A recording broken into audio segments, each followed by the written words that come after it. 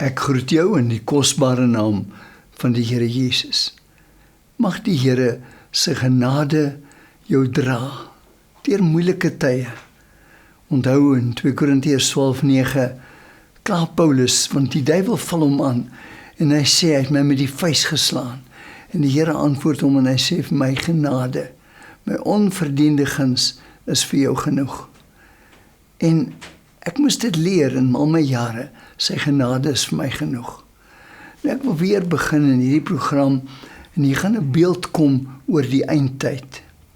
En dan mag teoloog wees wat met my verskil. Ek sien mense doktersgrade wat sê dit, en dan mense doktersgrade die teenoorgestelde, en dan mense opinies tussenin. Ek beskou myself nie as 'n teoloog nie, maar my wandel met die Here wil ek hê dat ek my eerste liefde, sy liefdesvlam in my hart brandend moet wees. En ek wil begin deur te sê, 'n persoon kom kerk toe, ek het nie geweet hy is 'n satanis nie. En toe ek mense vorentoe nooi om die Here aan te neem, kom hy vorentoe. En ek klim van die kansel af gaan staan voor hom. Ek weet nie hy is 'n satanis nie, en ek ervaar die Heilige Gees sê vir hom, sê vir my om vir hom te sê, kyk vir my. Hy sê, ek kan nie vir jou kyk nie, jou oë brand my tot hier binne. Nou die Here kom en hy sê, hy is 'n verterende vuur. En die vlam van jou eerste liefde brand 'n dros uit iemand uit. Daarom sê Psalm 36 vers 10, by U is die fontein van die lewe, in U lig sien ons die lig. Nou as ons praat van Bybelse taal, hy sê in Spreuke 5:2, dis die eer van God om 'n saak te verberg, en die eer van konings is om 'n saak na te speur. Nou sê 1 Petrus 2:9, ek en jy is in Christus 'n koninklike priesterdom. Dit beteken dat ons 'n saak kan naspeur, maar daar's 'n voorwaarde, Matteus 5:6, jy moet honger en dors na geregtigheid. Jy moet honger en dors na geregtigheid. Nou, hierdie honger en dors is God se standaard vir geregtigheid, want God se standaard is Jesus. Dit het niks te doen met ons opinies nie. Dit is wat God deur die Heilige Gees, waar hy die woord vir jou lewendig maak, of deur die Heilige Gees vir jou openbaar, in lyn met God se woord. Die Heilige Gees is ons leermeester, want die Heilige Gees kom, en die Here sê, ek stuur hom om julle te leer. Johannes 16:13, maar wanneer hy gekom het, die Gees van die waarheid, sal hy julle in die hele waarheid lei, want hy sal nie uit homself spreek nie, maar alles wat hy hoor, sal hy spreek, en die toekomstige dinge aan julle bekend maak. Dis oor die toekomstige dinge wat ek wil praat. Voor jou is 'n voorbeeld. As ek sê voor jou is 'n voorbeeld van hoe ek iets verstaan. Daar's die kerkeeu. Begin met Adam en Eva, sonde begin met Adam en Eva. Nou basies, die kerkeeu gaan dit oor die feit dat glo ek of glo ek nie. Wat glo ek? Nou, deel van die kerkeeu is ek glo, daar kom 'n wegraping. Maar hoekom kom daar 'n wegraping? Ek sal nooit vergeet nie, iemand kom by oom PD. Oom PD Leroux was in die AGS en hy sê, oom PD, ek gaan deur die groot verdrukking gaan. En oom PD vat sy hand en hy sê, geniet dit broer. Nou, ek sal verduidelik soos wat ons beweeg. Die Here het eendag Moses kom op die berg Sinaï, en terwyl hy op die berg is, vra hy om die Here te sien. En die Here sê, jy kan my nie sien en lewe nie. Hy sê, maar ek sal jou in die gleuf van die rots wegsteek, myself aan jou openbaar. En hy kom by hom verby, en hy noem homself barmhartig en genadig. Rachum Pechanun, die Hebreëse woorde. Nou in al die name van die Here, en die teoloog sê daar's 365 name, in al die name van die Here, ek het uitgevind dat daar baie Ou Testamentiese name is, wat gekoppel is aan Jehovah, wat 'n verbond beteken, en dan knaakname gekoppel aan El, wat van die almag van die Here praat, en dan die almag gekoppel aan Jehovah. Maar ek gaan nie nou daaroor praat nie. Nou het ons die kerkeeuw. Wat moet in die kerkeeuw gebeur? Ek en jy moet hoor dat die Here ons die ewige lewe wil gee. 2 Korintiërs 5 vers 17. Daarom, as iemand in Christus is, dan het Jesus aangeneem, is hy 'n nuwe skepsel. Die ou dinge het alles verbygegaan. Jy moet die Here Jesus aanneem. Johannes 1 vers 12 sê, vir die wat hom aangeneem het, aan hulle het hy mag gegee om kinders van God te word, wat nie uit die wil van die mens, die natuurlike vader gebore is nie. Maar nou, waar kom hierdie naam vandaan? Barmhartig en genadig. Exodus 34:6. En toe die Here by hom Moses verbygaan, het hy geroep, Here, Here, barmhartig en genadig, lankmoedig en groot van goedertierenheid en trou. Nou kom ons by die tyd van die wegraping. Hoekom? Daar kom 'n groot verdrukking. En die Here ek gaan nie aan iemand verloof raak en dan sê, ek gaan jou deur 'n verdrukking plaas.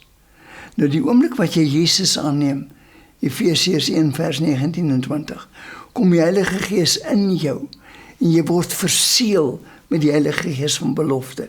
Dis die merk van God. Ek weet dat ek weet. Daar was 'n dag wat ek die Here aangeneem het en hy het my kom bevestig in die Heilige Gees. Nou, kom ons by hierdie begrip wat ek altyd mee oor geraas is, die uitverkiesing. En ek lees in Efesiërs 1 vers 3 tot 6. En ek wil Efesiërs lees, want jy sien, as ek glo aan die uitverkiesing, is dit die kerk waarin ek behoort, of het die Here my in Christus uitgekies? Hy sê in Efesiërs 1:3, geseënd is die God van God en Vader, van ons Here Jesus Christus, wat ons geseën het met alle geestelike seëninge in die hemel in Christus, soos hy ons in hom uitverkies het, voor die grondlegging van die wêreld. Wanneer jy Jesus kies, is jy uitverkies. Jy kan gaan lees in Handelinge 10, wat ek daarvan melding maak, en nou in 1 Tessalonisense praat hy van 1 Tessalonisense 4, van vers 16 tot 18. Hier praat hy van die wederkoms, die wegraping. Nou mag jy sê, jy verskil met my daaroor. Dis goed. Gaan lees dit. Dan lees deur die hele gedeelte, al die skrifgedeeltes wat ek daar geplaas het. En nou, met die wegraping, begin die 3,5 jaar van smarte. Dis 'n 7 jaar periode, maar dan kom die groot verdrukking. Maar ek gaan praat eers oor die oordeelstroon van Christus. Hierdie is so belangrik. Wanneer die wegraping plaasvind, kom ons voor die Here, die oordeelstroon. Hy sê in die Amplified, all the saved appear to receive their pay. What you have done in the body, either good or evil, according to purpose. Wat was jou doel? According to motive, according to what you've achieved, according to what you've been busy with, given yourself to, and given your attention to accomplish. Wat het ek gedoen met my hele lewe? Wat was my motief? Dan glo ek gaan ons beloning ontvang. Hy praat daar ook oor 5 krone. Ek gaan in 'n volgende gedeelte deel oor die 5 krone. Nou, ek weet nie of die oordeelstroom van Christus 3,5 jaar lank gaan wees nie. Dis die 7 jaar, juis in die hemel. Gaan ek die wegraping meemaak? As jy weergebore is jy verseël. Jy is 'n kind van God. Maar jy pleeg dalk selfmoord. Nou mag jy jou krone verloor. Ek sal dit deel wanneer ek by die krone kom. Maar nou kom ons by die bruilofsfees van die lam. En mense sê, as ek Jesus aangeneem het, is ek klaar sy bruid. Ja en nee. Ek gaan voor 'n vrou en ek vra haar, of op my knieë, of soos mense dit vandag doen, op verskillende plekke, sal jy aan my verloof raak, ek wil graag met jou trou, dan gee ek hulle 'n seelring. Die seelring sê, ek wil met jou trou. Nou kom ek die dag by die bruilofsfees. Ons het gewoonlik as ons paartjies trou, is daar 'n verloofsring en nou 'n trouring. Dis wat ek verstaan uit die verseël met die Heilige Gees en dan die huwelik van die lam. Nou, die bruidegom het gegaan om vir ons plek voor te berei. En as hy gegaan het om vir ons plek voor te berei, kom hy weer. Hy beskryf dit in Johannes. In Johannes 16 sê hy het gegaan om vir ons plek voor te berei. Nou kom mense en sê vir my, maar Jesus het nie getrou nie, so ek moet nie trou nie. Nee, hy het sy bruid kom loskoop. Hy het 'n prys vir jou betaal. As jy dit in Afrika taal wil noem, hy het Labola betaal. Sy lewe, jy is losgekoop met bloed, sy bloed, elke druppel gekoop en ten volle betaal. Jy kan al die skrifgedeeltes gaan lees. En nou praat Hebreërs 9 vers 28 van die wat hom verwag. Verwag jy hom? Ek verwag hom. Here, wanneer gaan hy kom op die wolke? Wanneer gaan hy my kom haal?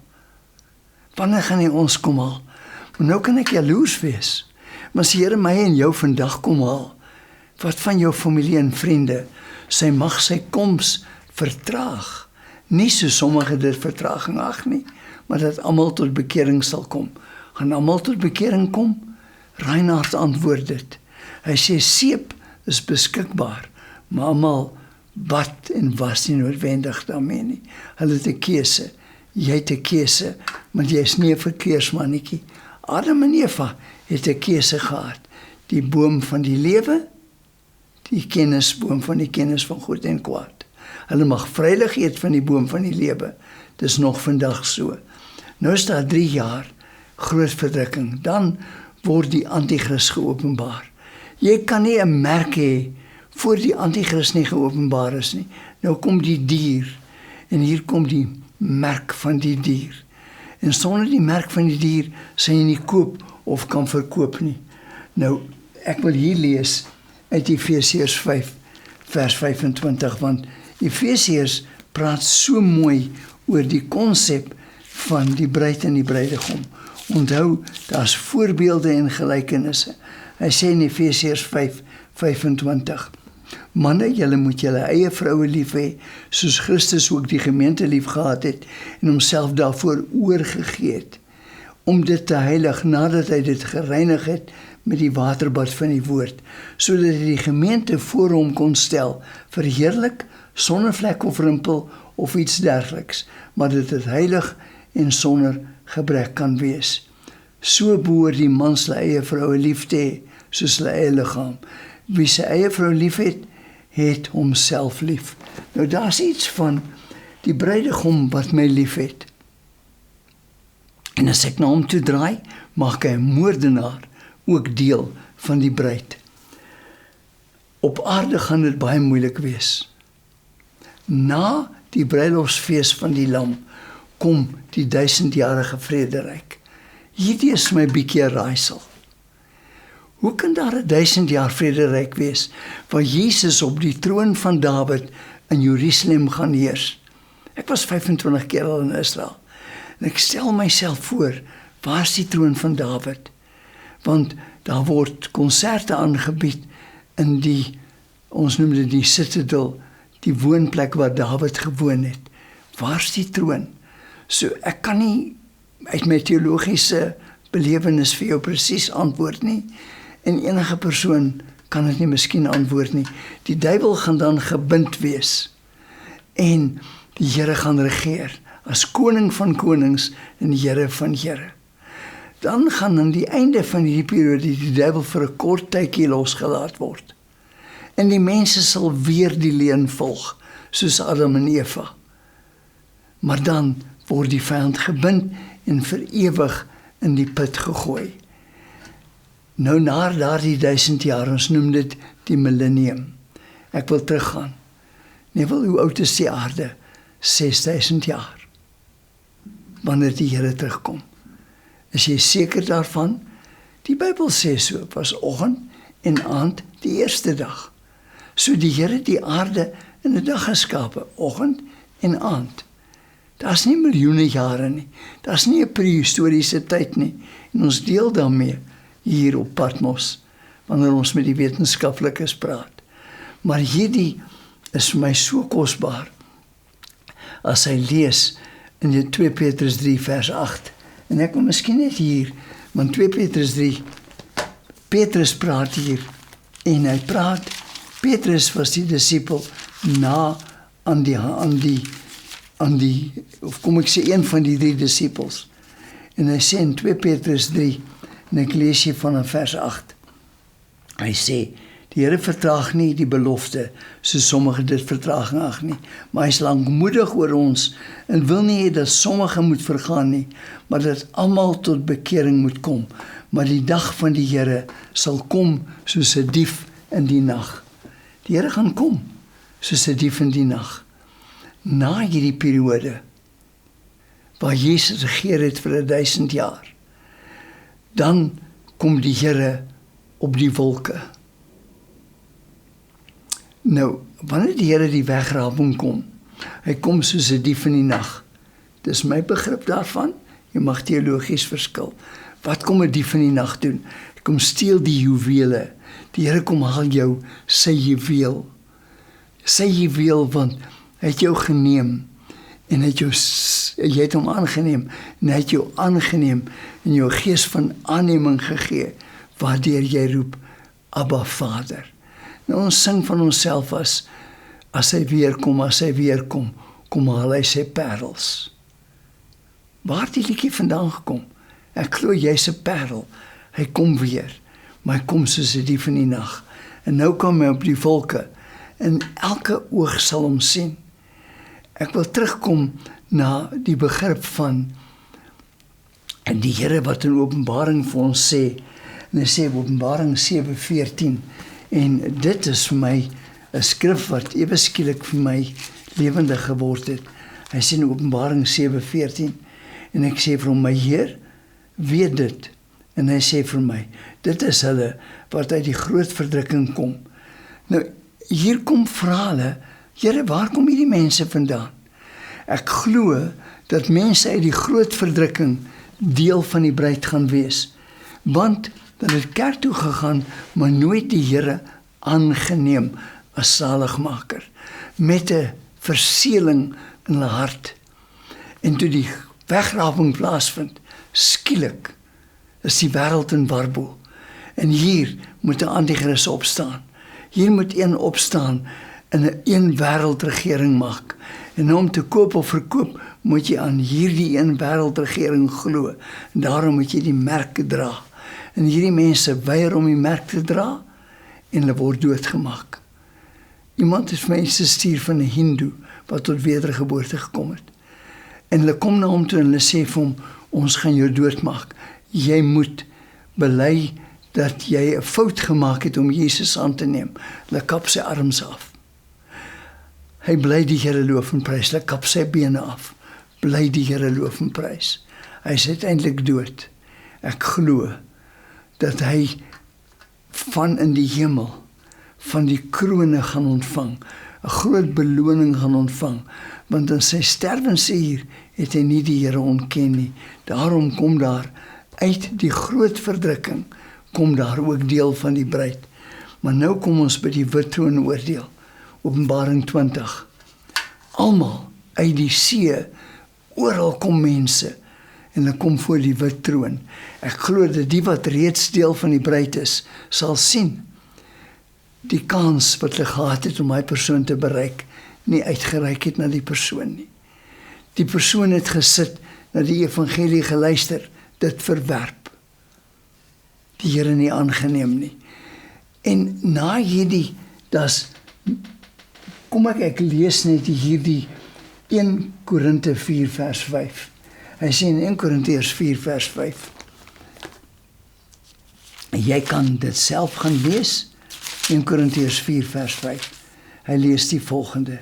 Hy sê, daarom moet julle nie voor die tyd oordeel, voordat die Here kom nie, want die verborgde dinge van die duisternis in die lig sal bring en die bedoelinge van die harte openbaar sal maak, en dan sal elkeen lof van die Here ontvang. Daar kom 'n tyd by die oordeelstroon, die Here gaan jou motief wys.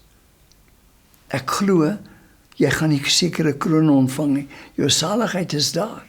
Wat die beloning sal wees, weet ek nie, want hy praat van die hemele, en God bly skep. Maar hier by die wit troon oordeel, as jou naam nie in die boek van die lewe bekragtig was nie.